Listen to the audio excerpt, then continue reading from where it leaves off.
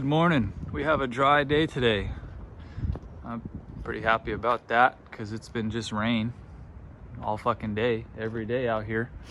So anyways, welcome back. Today we are working on some frame stiffeners for the front of frame rails. I don't know if you're familiar with Aaron Barber. He lives up here in Washington. He lives just up the road from me, and he's kind of well known for doing some fabricating for people. And so I'm fortunate enough to live pretty close by to him, and so I can get some pieces cut out, some plate for me. So the plan is I got some drywall right here. I'm a carpenter. I come back from drywall and framing, and so I didn't really want to use cardboard because it's kind of flexible, and I'm trying to be precise as possible. So I'm just going to trace out kind of the frame rail and make a nice clean line for him, and then that way he can transfer it to his table and make a nice plate for me. The plan is to go kind of as far as I can get a good weld on the front. I'm going to try and keep it like a true 4-inch plate, so I can get all the way up here in the corner and get a nice burn where there's some good material to weld to, and then kind of go down, kind of back as far as I can get to it right over here, so at least it has as much bite as possible. And then obviously I'll do the same on the inside, basically just make 4 mirror pieces that are equal to each other. And then I think on the inside I'm going to do just solid plate. I'm not going to do any sort of the circle die cuts. I might change my mind, at least on the new steel. Maybe not, I'm not really sure. But on the outside I kind of want to do something different where it's not just circles. I kind of want to do maybe little trapezoids, kind of spaced out from each other. I don't know, something a little different than what you normally would see. I know the circles are effective, but I kind of like switching things up if I can. But yeah, nothing really fancy today. So I'm gonna get this thing traced out for him and at least get the pieces cut. And if I gotta touch it up a little bit, if my trace is off, then so be it, but try and do the best I can. So anyways, that's what we got here, and I'm gonna get to work, I guess.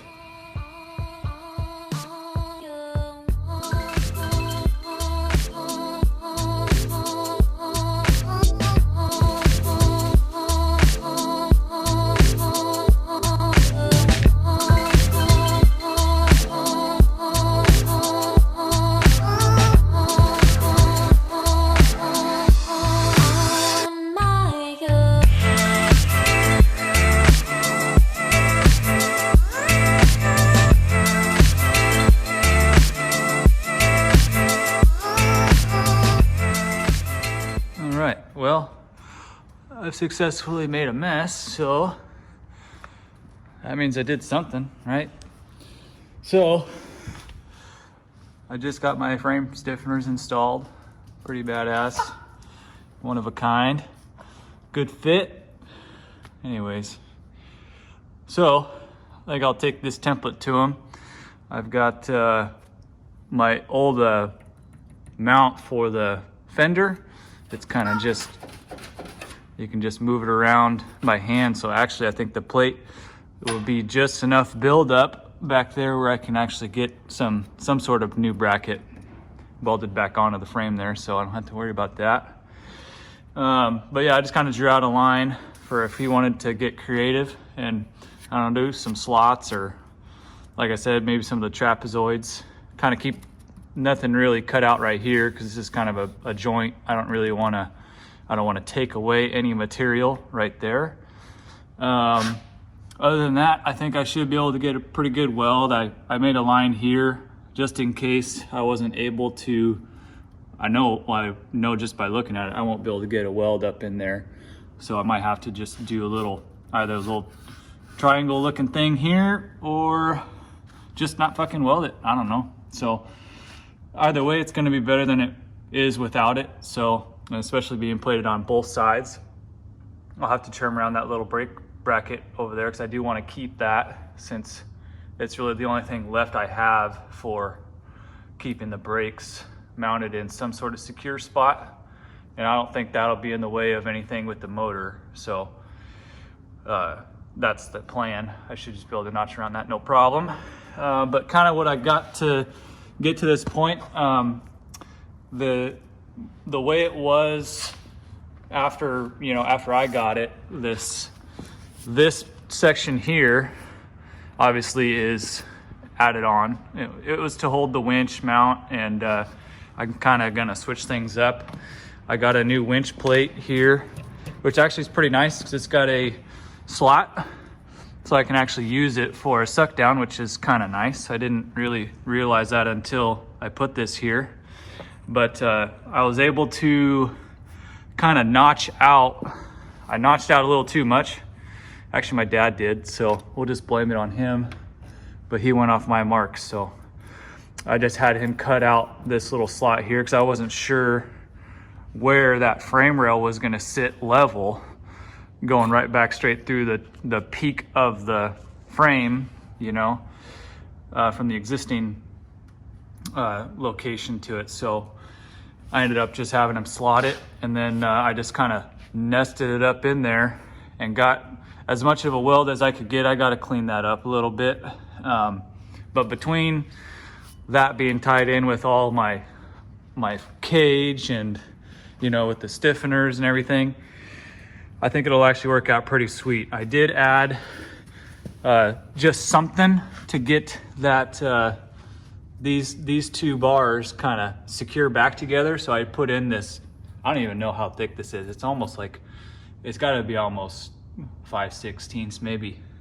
That's probably what it is. 5/16 1.5 angle I just had laying around, and so I just kind of made that as tight as I could between the two frame rails, and got a good weld on the inside there and on the bottom, and did a little stitch welding to kind of whatever this front plate used, you know what I mean? So it's actually pretty strong the way it is, but this frame was designed for, you know, it was designed for 65 crank horsepower, and now we're going to be throwing, you know, around a little bit over 200 horsepower.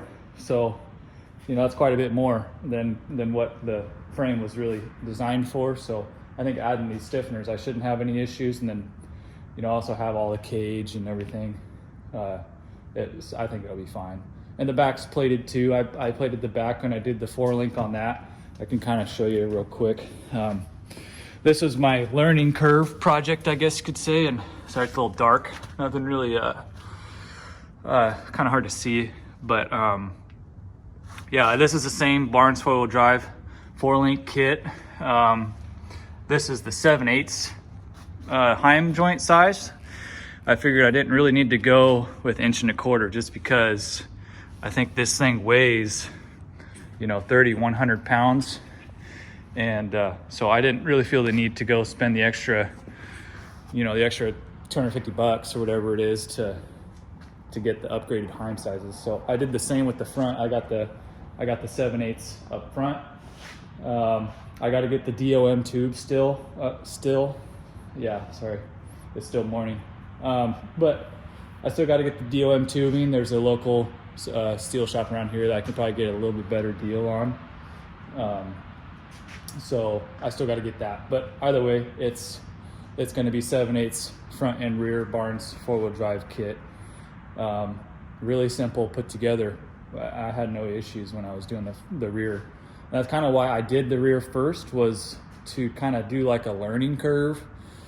Because I knew, the front was going to be more expensive, and there's a lot more involved, you know, than just slapping a suspension kit in. You also have to deal with your steering, and you got to deal with, you know, going around the motor. And I knew I wasn't really sure if I wanted to keep the stock motor that was in it. So it just ended up kind of working out in my favor, I guess you could say. I can't say that I planned for throwing a 3.4 in it, but I knew that I wasn't satisfied with the amount of power that I fucking didn't have. So, and all my buddies have Toyota stuff, and the dual case is really, really is what I need to keep myself out of trouble. So anyways, that's kind of a little more info on it. But yeah, parts wise, I'm using obviously the Barnes 4-wheel drive stuff. I've got trail gear, full hydro kit. I've got locked off road, threaded. They're like adjustable. They have like a threaded can. For the rear, I actually just did a solid can. But I kind of wish that I didn't really know what I was getting at the time. Obviously, the back was a learning curve for myself. So I wish I would have switched out. It might not be too late, but they're already set where they're at. So it works. But it would have been more convenient if I got the threaded ones. So you have that adjustment. And these are the 2-inch stroke. I'm not a race car, so I don't need the 4-inch. And packaging it was kind of tight. This is pretty hokey, you know. I just did it because I was fucking impatient, you know, and I don't really know how to do any sheet metal. I'll probably readdress the way this shock tower system is. You know, it looks okay, but once this axle gets pushed up, this is like really close to hitting it doesn't hit, but it bothers me. It doesn't look good. I'd like to have this pushed back another, I don't know, at least another 3 or 4 inches. Might have to relocate this or something, but it works. It gets me, you know, where I need to go. There's nothing wrong with it. It's just visually it looks like shit. So, and I want it to kind of look a little bit better. I'm trying to take a more delicate approach and a more well thought out process and take the time to do it right. And then, you know, cut off all this shit here. This is all stuff that I could have addressed at the time, but you know, live and you learn. So basically, yeah, that's kind of how it's gotten to this point here. So I'm pretty excited with kind of what I learned from doing the kit there. I used the 4-link calculator. I'm gonna readjust. My fucking arm needs a break. Like I said, with the learning curve of having the rear done first, I learned kind of what I shouldn't do and I should do. And I actually ended up using the 4-link calculator. If you don't know about that, I would kind of recommend it, just because every vehicle is so different, and you never know with however you place your links, how it affects your center of gravity, your particular, you know, you might have a different setup than, you know, say a Jeep or something, or Toyota. They don't have the same center of gravity.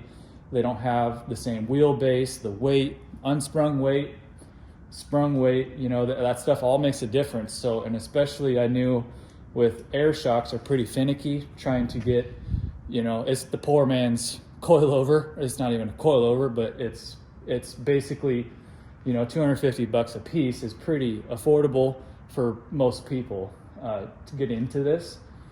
You know, a coilover set or RIs I think are like $2,500 for the pair, and you need 4 if you're going to do the whole shebang. So that's not really even in my budget, and I'm like, well, I might as well just go air shocks again up front. I got 14 travels in the back, and I'm going to do 14 up front, kind of keep it equal, just so it kind of jives together, I guess. I don't know. Like I said, I don't really know. I'm just more experimenting at my own cost. So anyways, that's kind of the plan. I do want to keep it like an affordable build, you know, and I'm matching the exact same parts I have in the back. So I got locked off road up front, Barnes 4-wheel drive, air shocks. You know, it doesn't really get much more involved with that without doing coilovers.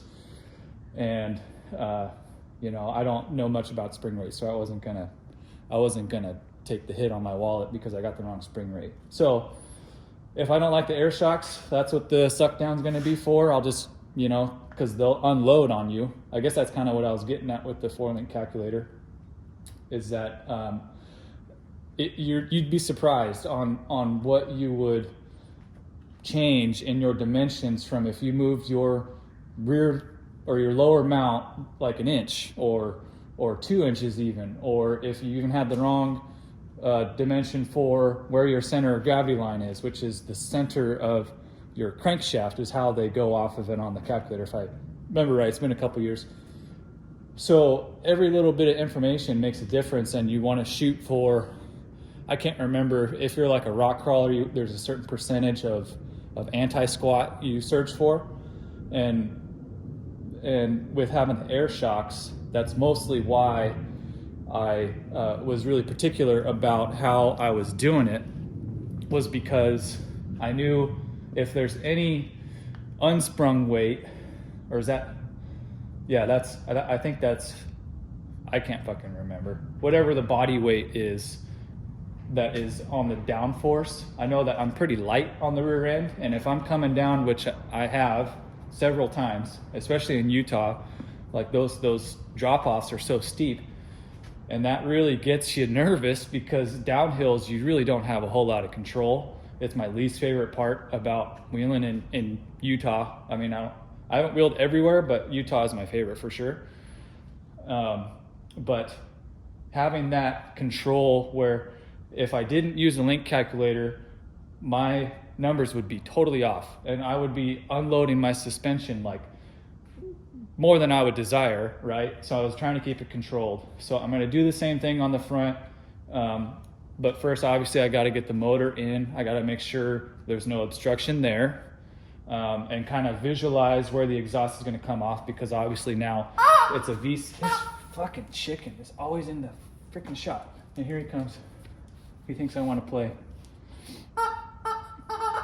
So anyways, having 2 exhaust outlets now instead of just the tiny single exhaust on that Samurai. It's comical how everything was so small on that thing. The alternator was the size of a small apple. I don't even know how it powered everything. But, you know, I do want to make sure everything packages, you know, where it's not a total pain in the ass if I got to work on it, or if, you know, I got to fucking do something on the motor and it's so tight to everything. I just want to make sure that I'm doing myself a favor while I have this ability to do everything myself, and kind of visualize it the best I can that won't screw me over. But regardless, it's going to be tight, so I know that. But hopefully it's got enough room for me to throw some links in on the front, on the uppers, because that's kind of like your deciding factor on how you get your anti-squat. And there's videos on how to do that, so I'm not going to be your teacher. I'll just kind of guide you how I was going to do it. I'll show you my plan when I get to it. I know this build series is more of just me explaining what I'm doing. I'm not really doing much work right now, but you know, it takes a lot of time to plan this stuff out for me. I don't really want to, like I said, I don't want to skip any steps, and I don't want to cheap out.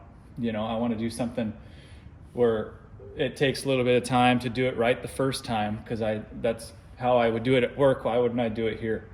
So anyways, I talk a lot, and I apologize, and if it's useful or not, great, but if not, feel free to skip through or whatever. It won't hurt my feelings. But yeah, anyways, so drywall is cut out. It's ready to go over to Aaron Barber. I'm gonna head over there here pretty soon, and he'll probably get it back to me in a few days or whatever. It'd be nice to have these burned in sometime this week, and just so I can have it ready for dropping what we're gonna try and get the motor fitted on this next coming weekend. I'm not much for a weekday worker. It just gets dark so early. If it was summertime, it'd be different, but wintertime, I have a hard time getting out here in the cold and it's dark. So that's the plan. And, you know, whatever. It's going to be cool, hopefully. And if not, I know it's going to be your fucking average rock crawler, let's be honest. It's nothing like what you see, like the John Martinson, I think is his name, or I don't remember his last name, but he's got some fucking skill.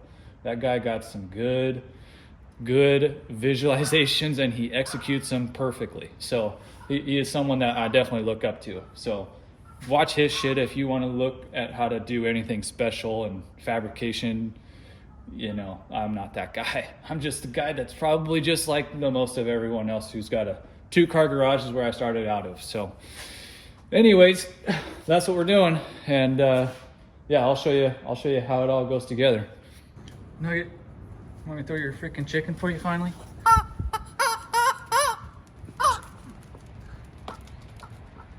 Loves his chicken.